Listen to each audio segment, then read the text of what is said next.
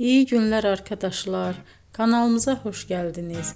Yepyeni bir video ile karşınızdayım.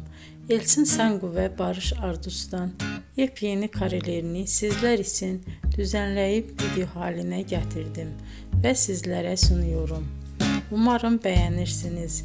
Elçin Sangu ve Barış Ardus Kiralık Aşk dizisinde birlikte rol almış ve herkes tarafından çok beğenilmiştiler.